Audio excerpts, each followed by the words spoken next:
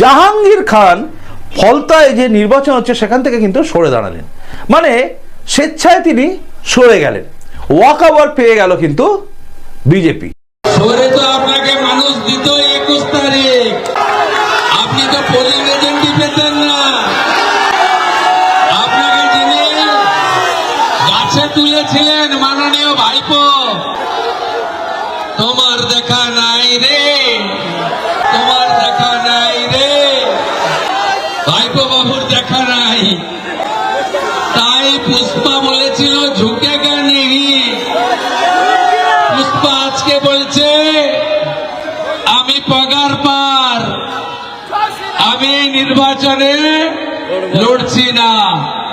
আপনাদের শুধু বলবো এটা তৃণমূলের কৌশল, যাতে আপনারা ভাবেন যে জিতে তো গেছি, আমি ভোটটা না দিলেও চলবে। 10 বছর পরে ভোট দেওয়ার স্বাদ পেয়েছেন, 100% ভোট চাই, 3 নম্বর বোতাম টেপা চাই, পদ্ম ফুলে ভোট চাই।